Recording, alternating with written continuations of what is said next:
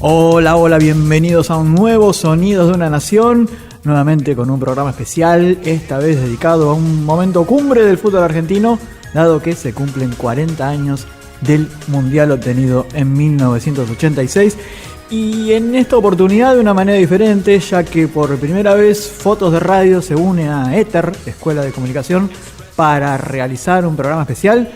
Y lo hacemos en un nuevo aniversario de la Copa del Mundo realizada en 1986 en México, que el seleccionado argentino, liderado por Diego Maradona, obtuvo de punta a punta.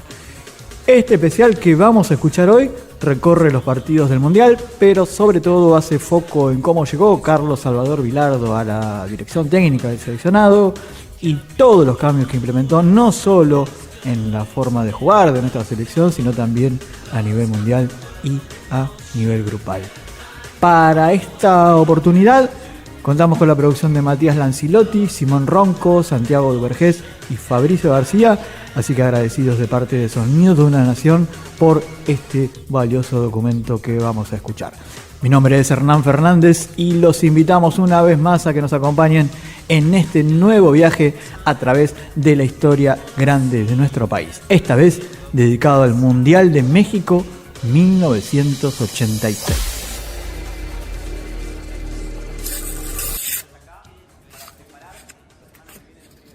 Mirá, pa, Messi levantando la copa. ¡Qué buena! Esa figurita vale oro. Esta es la mejor selección de la historia.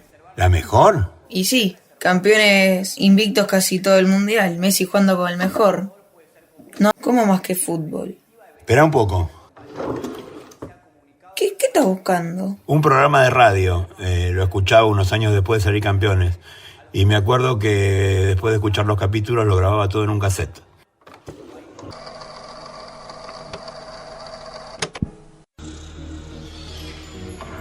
Hay partidos que terminan, pero hay historias que nunca salen de las hazañas y las rivalidades que marcaron generaciones. El fútbol no solamente se juega, también se recuerda.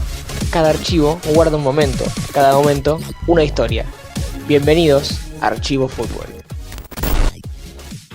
Argentina llegaba al Mundial de México en 1986 con heridas abiertas. Apenas habían pasado 3 años desde el regreso de la democracia. El país salía de una dictadura militar que dejó miles de desaparecidos, una economía destruida y una sociedad marcada por el miedo.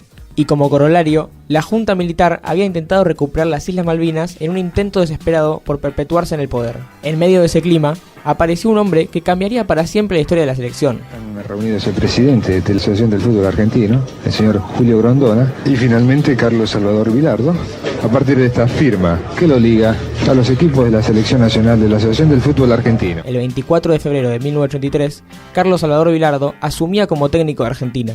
Para algunos, un trabajador obsesivo, para otros, directamente un loco. Recibido de médico en la UBA, fanático del detalle, estudioso enfermizo del fútbol, Vilardo siempre vivía pensando en el próximo partido.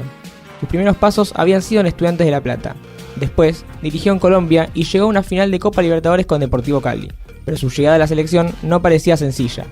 Julio Grondona, presidente de la AFA e hincha de Independiente, se encontraba ante un dilema: elegir un nuevo técnico, luego del exitoso ciclo de César Luis Menotti. Pero los candidatos poco tenían que ver con su antecesor. Carlos Gribol y Carlos Vilardo eran los técnicos campeones del fútbol argentino y pregonaban un modelo diferente, más basado en la táctica y en los sistemas defensivos.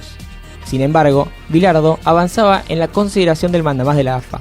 ¿Pero qué fue lo que convenció a Grondona? Su particular obsesión por el trabajo, su disciplina, su enfoque hacia la victoria y su inmenso conocimiento de fútbol lo hizo ver al Narigón como la mejor opción. Un momento de cambio en el fútbol argentino, la llegada de Vilardo, más todo el pasado de Vilardo, más la manera de él de entrenar, de jugar, con esto de línea de 3, de stopper. Era lo que se venía en el futuro y en eso Carlos estaba adelantado. Mientras tanto, el regreso de la democracia. En diciembre de ese mismo año asume Raúl Alfonsín. ¡Vamos a salir adelante! ¡Vamos a ser el país que nos merecemos! El informe Nunca Más había revelado el horror de los secuestros, las torturas y las desapariciones. Apenas unos meses antes del Mundial, el juicio de las juntas dominaba el clima político y social. Señores jueces, nunca más. Y mientras Vilardo intentaba construir su equipo, en España, la que iba a ser la pieza fundamental de su selección, atravesaba uno de los momentos más difíciles de su carrera. Diego Armando Maradona era transferido al Barcelona, un Diego que había debutado en la Copa del Mundo de 1982, sin poder cumplir las expectativas creadas. Y como si no fuera suficiente, pocos meses después de la asunción de Bilardo, Maradona recibió la que fue la lesión más fuerte de su carrera, una rotura en el tobillo izquierdo que encendió las alarmas en todo el país. En ese contexto llegó el Mundial, una selección cuestionada y con un técnico que tenía mala relación con la hinchada y el periodismo. Para muchos argentinos, México 86 era una pausa, una forma de olvidarse, aunque fuera por 90 minutos, de la inflación, de las discusiones políticas y de las heridas que seguían abiertas. Entonces, cuando arrancó el Mundial, el país estaba hecho un desastre. Y sí, bastante complicado. Con eso puedo entender por qué lo recuerdan tanto. Y claro, no era solamente ganar partidos, era sentir que por un momento, aunque sea, Argentina podía volver a levantarse. Igualmente, para mí, Messi nos hizo sentir algo parecido. Y puede ser, pero bueno, eso te lo voy a contar más adelante. Pero papá, ¿siempre fue así Maradona? Todos lo amaban. No, para nada. Antes del Mundial 86 lo querían sacar de la selección. A él y a Bilardo también. ¿Tenés una grabación para eso también? Sí, es el segundo capítulo. Se grabó después de haber salido campeones. Hablaban del Mundial como si hubiera sido una guerra.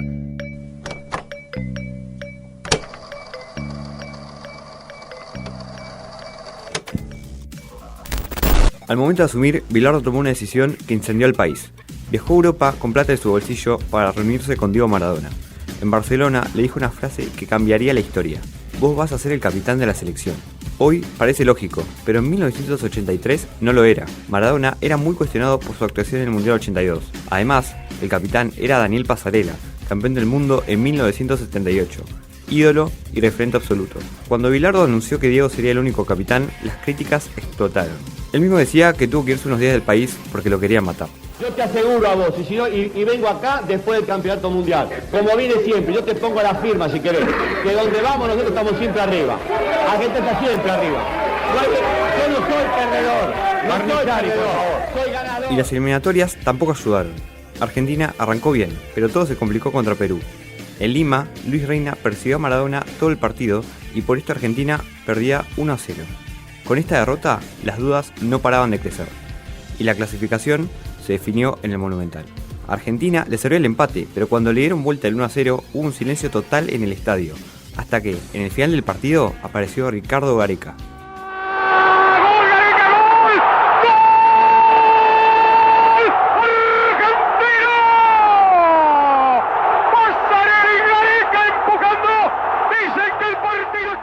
Pero ni siquiera clasificar calmó las críticas. La prensa cuestionaba el juego del equipo. Pedían que Bilardo renunciara.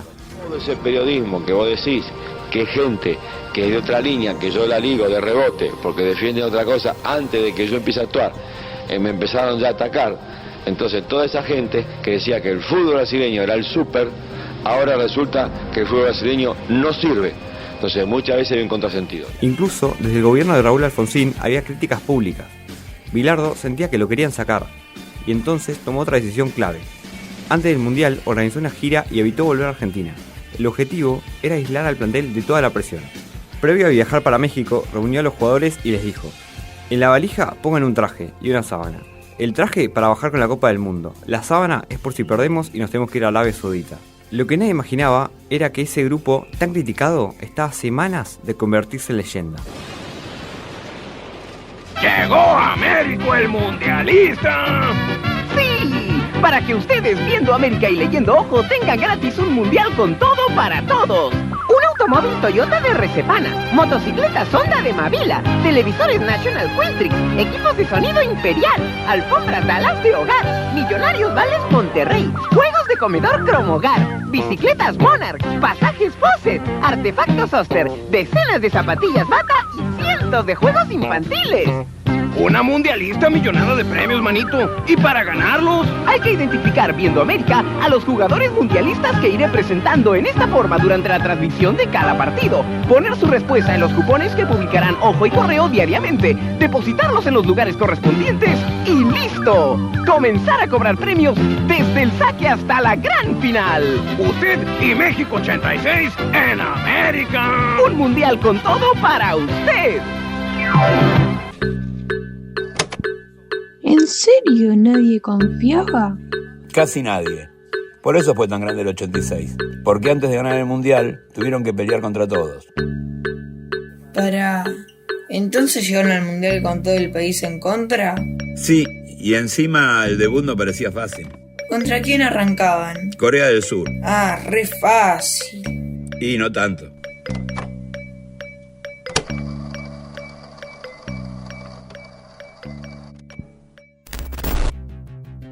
Argentina llegaba al Mundial llena de dudas. Bilardo seguía cuestionado, Maradona cargaba toda la presión. Mientras Argentina intentaba enfocarse en el sueño mundialista, las condiciones de la concentración estaban lejos de ser ideales. La vivencia fue buena. No era cómoda porque era la concentración del equipo América. Entonces cuando llega una selección donde hay más jugadores, más integrantes, faltaban habitaciones y por eso el Bilardo hizo construir con Turlo, con 4 habitaciones donde era un quincho. Pero bueno. Y además apareció un problema inesperado. Daniel Passarella, capitán campeón del mundo en 1978, empezó a sentirse mal durante la concentración. Fiebre, debilidad, problemas intestinales. En un principio parecía algo menor, pero la enfermedad se fue complicando. Passarella terminó perdiéndose varios partidos y la convivencia dentro del plantel empezó a tensarse. El 86, sí. Y fue la tristeza más grande de mi carrera. ¿Te sentís campeón del 86? Yo siempre me sentí campeón jugando, pero estuve en la lista y me dieron la medalla de oro. El debut llegó el 2 de junio de 1986. Argentina enfrentaba a Corea del Sur en el Estadio Olímpico Universitario. Y desde el primer minuto quedó algo claro. Iban a pegarle a Maradona todo el partido. Patadas, empujones, golpes constantes. Diego recibió más faltas individuales que cualquier jugador en un partido de ese mundial. Algunas estadísticas hablan de más de 10 infracciones solamente contra él. Corea intentaba frenarlo como pudiera. Argentina ganó 3-1.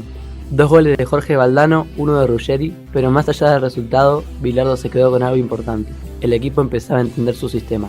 El esquema rompía con muchas ideas tradicionales del fútbol argentino. Bilardo apostaba por línea de 3 en el fondo, laterales que recorrían toda la cancha, mucha presión física y libertad total para Maradona. Un equipo pensado para competir, incluso aunque no jugara lindo. Y lentamente comenzaba a funcionar. La toma Cuchufo, correctamente puesto. Batista que lo releva. Sigue Cuchufo al ataque. Fíjense en el pique de Enrique. Y el gol de Maradona.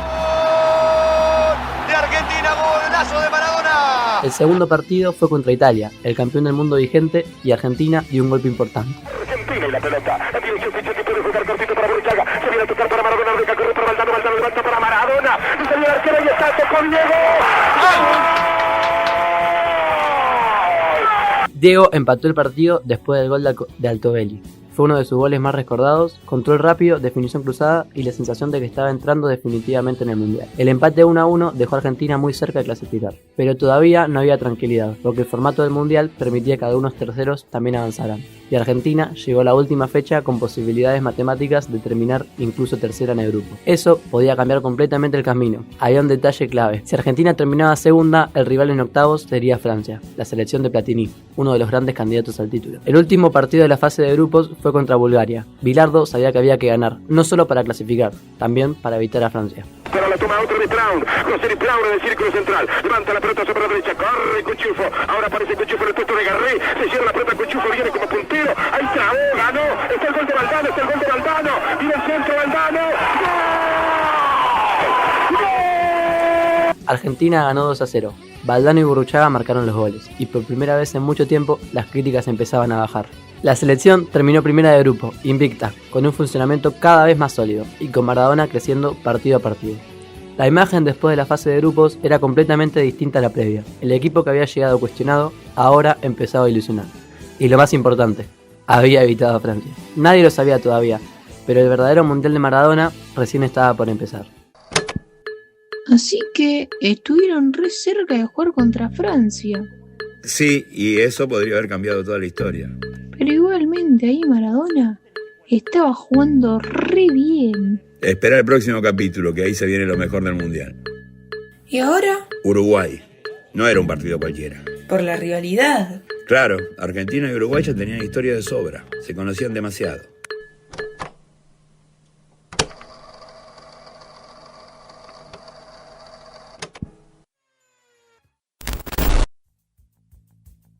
México 1986. Octavos de final, Argentina contra Uruguay, la llamada Batalla de Río de la Plata. Era apenas el segundo enfrentamiento entre ambos países en la historia de los mundiales. El primero había sido en 1930, en la final de la primera Copa del Mundo. Más de 50 años después, la rivalidad volvía al escenario más grande del fútbol. Pero había algo especial en ese cruce. Los jugadores se conocían perfectamente, muchos habían compartido planteles, otros jugaban en el fútbol argentino, se enfrentaban todos los fines de semana, no hacía falta estudiarse demasiado.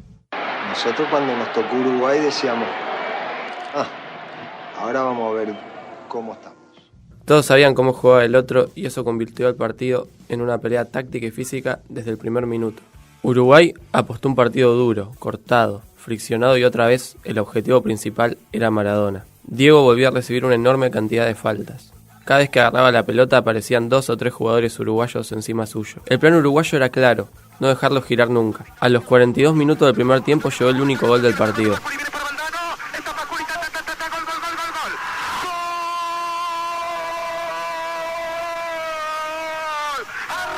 Argentina ganó 1-0. No fue un partido brillante, tampoco cómodo. Fue una batalla. Bilardo lo definió como un partido sufrido, muy cerrado, muy físico, pero el equipo volvió a demostrar algo importante. Sabía competir bajo presión.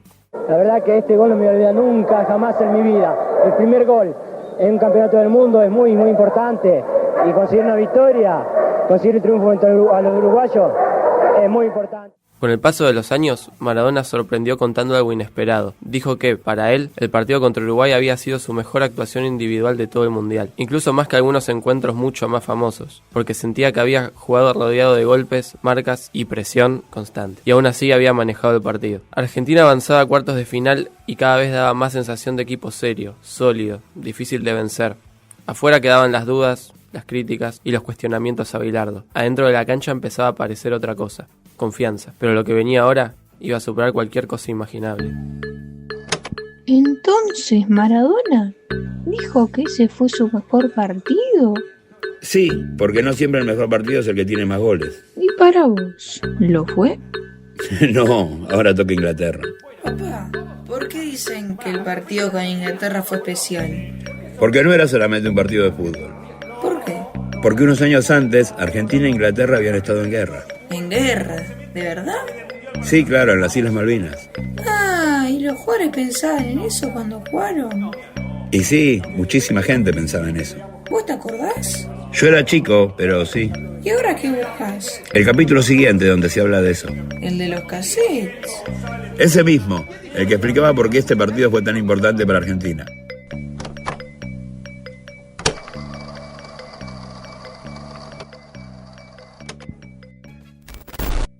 Argentina estaba a días de enfrentar a Inglaterra por los cuartos de final del Mundial.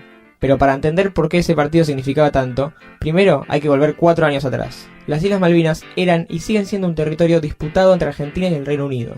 En 1982, la dictadura militar argentina atravesaba una crisis enorme. Había inflación, protestas, descontento social y una pérdida cada vez mayor de apoyo popular.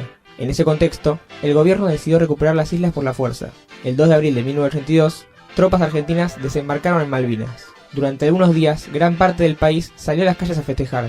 La dictadura presentó la guerra como una causa patriótica capaz de unir a la sociedad. Pueblo argentino, si quieren venir, que vengan, les presentaremos batalla. Pero del otro lado estaba el Reino Unido, y el gobierno de Margaret Thatcher respondió enviando una flota militar al Atlántico Sur. Así comenzó una guerra que duró 74 días, un conflicto desigual. Jóvenes argentinos de 18 a 19 años fueron enviados a combatir en condiciones extremas. Muchos tenían poca preparación militar, faltaba comida, abrigo y sobraba miedo. La derrota argentina llegó el 14 de junio de 1982. El combate de Puerto Argentino ha finalizado. Y después de la guerra, empezó otro silencio. Miles de soldados volvieron al continente sin homenajes y casi sin apoyo psicológico. Muchos regresaron de esa noche, lejos de las cámaras, lejos de la gente. Durante años, muchísimos excombatientes sintieron que el país prefería no hablar de lo que había pasado.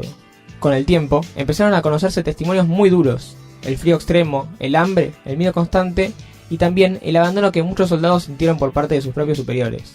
Para muchos veteranos, la guerra nunca terminó realmente. Mi nombre es José Luis Lico. Soy excombatiente, volvimos muchos de noche, con órdenes de no hablar, algunos con 20 kilos menos, ocultándonos. Encima para la sociedad para gran parte de la sociedad volvimos como perdedores. En mi caso, para el Mundial 86 y contra Inglaterra, era una guerra más. La derrota en Malvinas también tuvo consecuencias políticas enormes. La dictadura militar quedó completamente debilitada, el apoyo social desapareció rápidamente y crecieron los reclamos por elecciones democráticas. Finalmente, en 1983 terminó el gobierno militar y asumió Raúl Alfonsín como presidente constitucional. En Inglaterra ocurrió lo contrario. La victoria fortaleció políticamente a Margaret Thatcher y la guerra fue presentada como una recuperación del orgullo británico. Pero en Argentina, Malvinas quedó marcada como una herida abierta.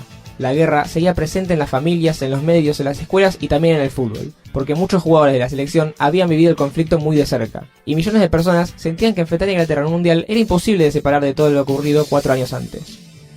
4 años después de la guerra, Argentina e Inglaterra iban a volver a verse las caras, pero esta vez no sería en el Atlántico Sur, sería en el Estadio Azteca, frente a millones de personas, con una pelota en el medio y heridas que todavía seguían abiertas. Para muchos era solamente un partido de fútbol, para otros era mucho más que eso. Así que cuando jugaban, todos pensaban en la guerra. Y sí, muchísimo. Entonces, era el más tenso. Bastante. Por eso es el partido más famoso. Ahora sí, Inglaterra. Ahora sí. ¿Vos ya sabías que Maradona iba a hacer esos goles? No, nadie sabía lo que iba a pasar ese día. Pero el de la mano, sí fue con la mano, ¿no? Sí. Entonces, ¿por qué que lo festejan tanto? Porque ese partido se vivió de una forma muy especial. Por la guerra. También, pero además porque el Diego hizo 2 de los goles más famosos de la historia en 10 minutos. Uno haciendo trampa y el otro haciendo magia. Y más o menos, pero más magia que trampa.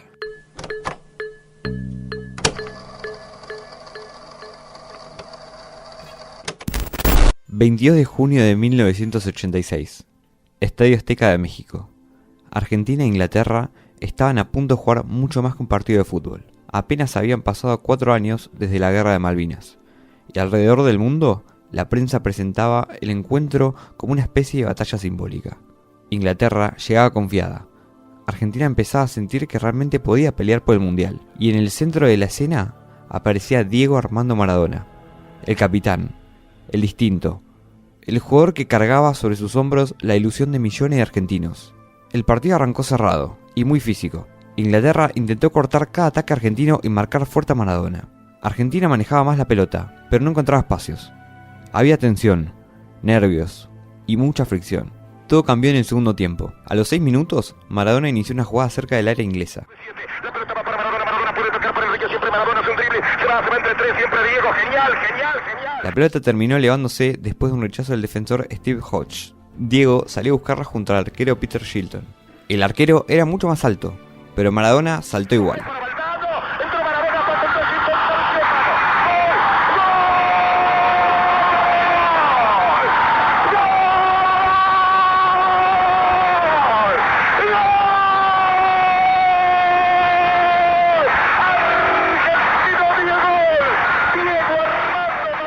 Maradona empezó a festejar mirando de reojo al árbitro. Esperó, dudó, pero el gol fue convalidado. Años después, Diego diría que había sido un poco con la cabeza de Maradona y un poco con la mano de Dios. Inglaterra protestó, pero apenas 4 minutos después ocurrió algo todavía más increíble. Maradona recibió la pelota a mitad de cancha, giró y empezó a correr. Ahí la tiene Maradona, lo marcan 2, pisa la pelota Maradona, arranca por la derecha el genio del fútbol mundial. Dejó atrás a un inglés, después a otro, y otro más. Avanzó casi toda la cancha gambeteando rivales. Entró al área, eludió al arquero Peter Shilton y definió.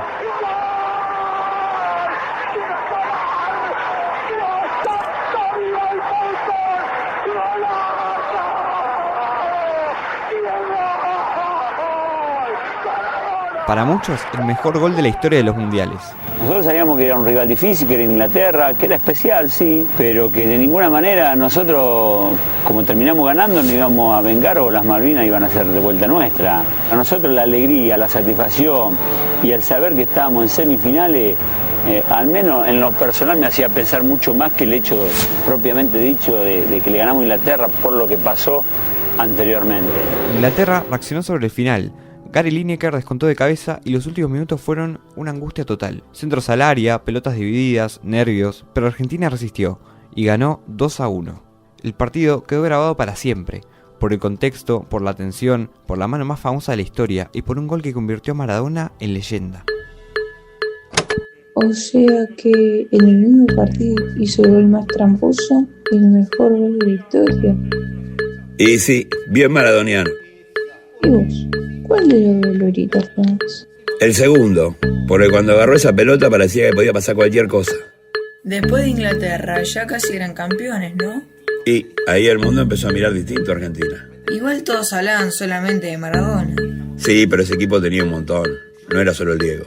Entonces... Ya vas a entender. ¿Escuchá?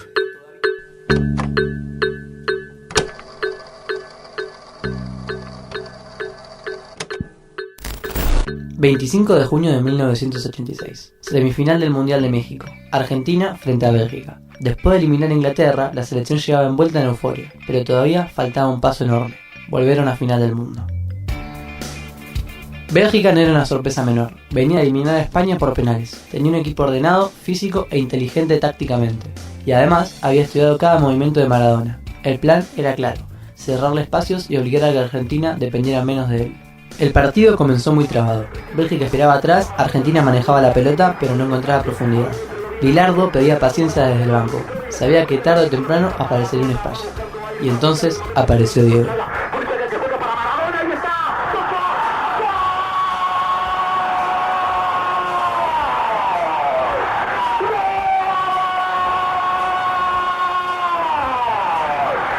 Pero lo mejor estaba por venir. Minutos después, Diego recibió otra vez en mitad de cancha, gambeteó rivales, aceleró entre defensores y volvió a definir.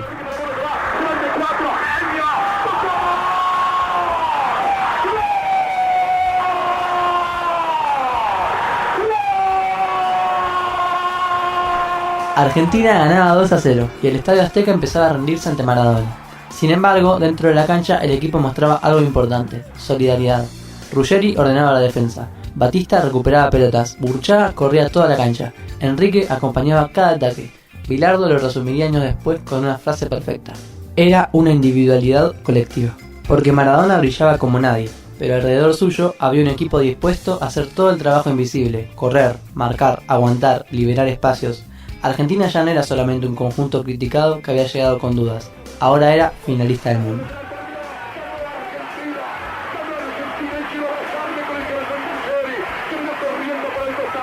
La selección volvía a jugar una final después de 8 años. La última había sido en 1978, cuando Argentina salió campeón en Buenos Aires, pero esta vez sería distinto. Por primera vez en 56 años, Argentina iba a disputar una final mundialista fuera de su país, otra vez en el Estadio Azteca, otra vez ante millones de personas, y otra vez con Maradona como centro de la escena. Del otro lado esperaba Alemania Federal, y todavía faltaba el último capítulo. Ricardo Justi, Argentina ya está en la final, ¿qué sientes? Bueno, por sobre todas las cosas, una gran alegría, una gran satisfacción interior, porque en realidad muy poca gente confiaba en nosotros, porque tuvimos muchas contras en este periodo de preselección. Y bueno, estamos demostrando a todo el mundo y por sobre todo a toda la Argentina que estaban un poco equivocados. Y bueno, pero sin rencor ni nada de eso. Queremos ganar la Copa el domingo y llevarla para nuestro país. José Luis Brown, ¿el partido más difícil para Argentina hoy? No, yo pienso que nos descontrolamos 10 minutos, los 10 minutos finales del primer tiempo. Se debió a la ambición de querer hacer un gol, pero pienso que Bélgica fue un equipo, digamos, un poco amarrete, ¿no? Porque puso 9 hombres en su defensiva y jugó para el contragolpe. Nosotros sabíamos que iba a jugar así, pero te vuelvo a decir, la ambición de querer hacer un gol nos llevó a que los últimos 10 minutos del primer tiempo estuviésemos un poco perdidos en el campo de juego. Pero en el segundo tiempo cambió todo, porque pienso que tuvimos la suerte de hacer un gol en los primeros minutos del segundo tiempo, y a partir de allí yo pienso que hubo un solo equipo en la cancha, que fue Argentina. José Luis Cuchufo, ¿qué significa esta Virgen? Bueno, esta Virgen es un poco un amuleto que trajimos desde Buenos Aires. Nos hizo entrega a nuestro querido padre cuando salimos de Buenos Aires, porque realmente salimos en un momento muy difícil. Éramos muy criticados cuando salimos de Argentina, pero acá lo más importante es que creíamos en este grupo, creímos en la calidad de jugadores que había, y bueno, creo que los resultados están a la vista. ¿Por qué la llevas tú?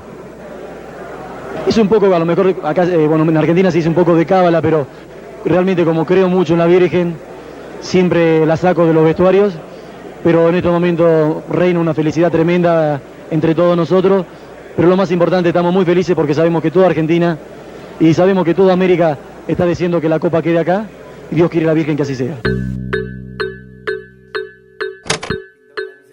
Además, no es solo dársela a Maradona.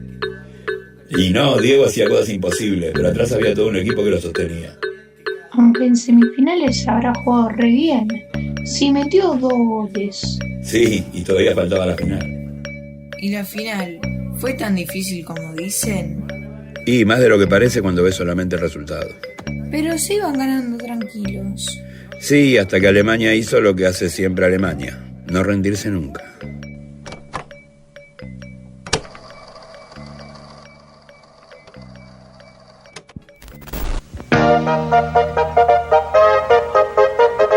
Tremenda situación. El árbitro brasileño Romualdo Arfi Filho fue designado por la FIFA para dirigir la final del Mundial el próximo domingo en el Estadio Azteca. Como jueces de línea estarán Erik Fredriksson de Suecia y Bernie Ulloa de Costa Rica. Un brasileño para pitar un partido de Argentina. Pues de esto se ha dado mucho. Yo pensé que iba a ser un europeo de la cortina, o sea, socialista. Sí, la verdad que uno no entiende cómo hay este tipo de relaciones, y las ha habido mucho en esta Copa del Mundo. Hace 4 años también fue un brasileño el que pitó la final. 29 de junio de 1986, final de la Copa del Mundo. Argentina y Alemania Federal frente a frente en el Estadio Azteca. Después de semanas de críticas, dudas y presión, el equipo de Bilardo estaba a 90 minutos de la gloria. Alemania llegaba golpeada físicamente, pero con una característica que la definía históricamente: la resistencia. Nunca dejaba de competir. Del otro lado, Argentina tenía confianza. Maradona atravesaba el mejor momento de su carrera y el equipo parecía haber encontrado un funcionamiento perfecto. Viene Enrique, 6 jugadores, viene el centro, Batista, ¡gol!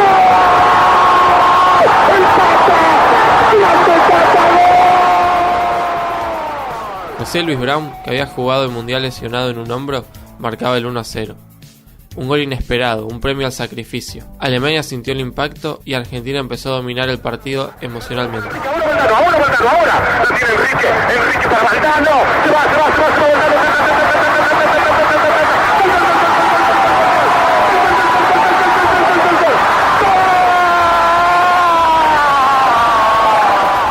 A los 10 minutos del segundo tiempo, Jorge Valdano puso el 2-0, parecía liquidado. En Buenos Aires, Rosario, Córdoba, Mendoza, la gente empezaba a salir a las calles antes de tiempo. Pero Alemania volvió, como tantas veces en su historia. Primero descontó Karl-Heinz Rummenigge y unos minutos después llegó el empate. Final del Campeonato Mundial de Fútbol, Argentina ganando 2-1, sufriendo terriblemente. Viene el centro, golpe de cabeza.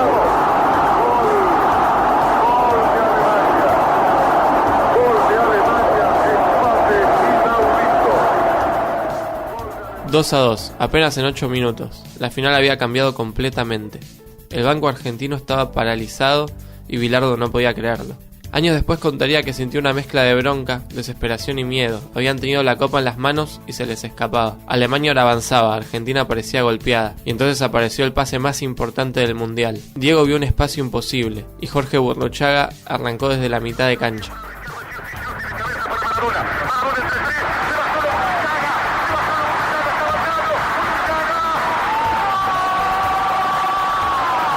Minuto 84, Argentina 3, Alemania 2. El gol más agónico, el más sufrido, el que terminó definiendo la Copa del Mundo. Me arrodillo, agradezco a Dios, agradezco a la vida.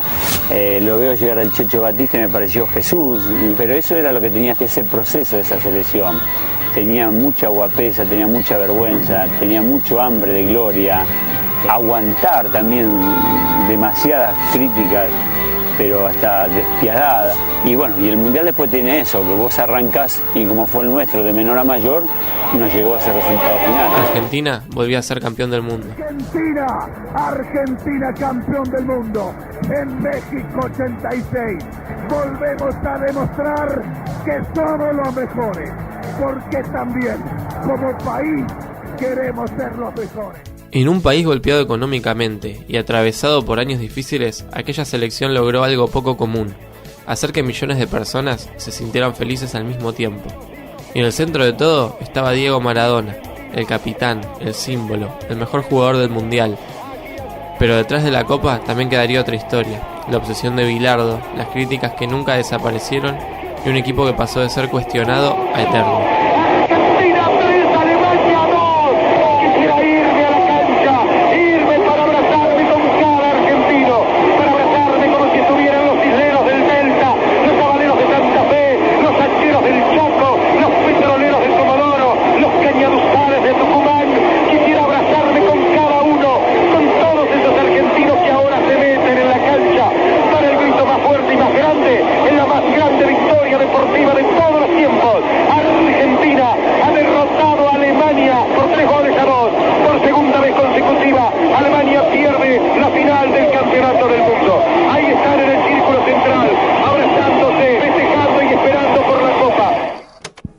¿Qué desesperación tendrían que haber tenido en el 2-2? Terrible, porque faltaba re poco y parecía que todo se derrumbaba. Además, Alemania venía creciendo. Claro, Argentina estaba golpeada, pero había algo en ese equipo, una forma de creer hasta el final. Como si no se dieran por vencidos. Exacto, y cuando más sufrían, apareció esa corrida de Burruchaga. Ese fue el gol que cerró el Mundial. Sí, y también el que desató uno de los festejos más grandes que vivió este país.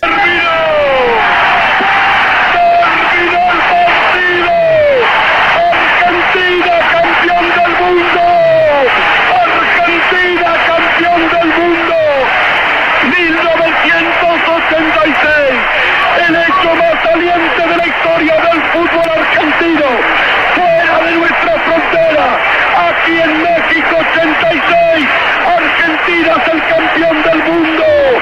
¡Viva Argentina! ¡Viva América! ¡Viva México! Argentina campeón del mundo. Argentina da la vuelta olímpica. Ingresan los argentinos a la cancha. Se colocan para la ceremonia. Argentina es el nuevo campeón del mundo. En México 1986. Se rompen las piñatas del estadio. Los papelitos, los de colores. La bandera es argentina. Los jugadores van a dar la vuelta olímpica. Brown dentro de la cancha abrazándose con todos sus compañeros. Es impresionante el espectáculo. Vuelan los papelitos de la tribuna. Esto es el marco del cierre de la Copa del Mundo. Un ganador, Argentina, quien tuvo confianza en su propia fuerza, quien tuvo confianza en que la unión hace la fuerza. Querer es poder. Argentina quiso y pudo. Se hizo un trabajo de honestidad, con una gran humildad. Nadie puede decir que este no sea el auténtico campeón, pero campeón en todo el sentido de la palabra. Es el auténtico ganador de la Copa. Demostró su capacidad goleadora, capacidad defensiva, profundidad al mejor jugador del mundo, que es Diego Armando Maradona, al equipo más correcto de la Copa del Mundo. Este equipo no tuvo problemas, no tuvo nada, y esto lo dedicamos.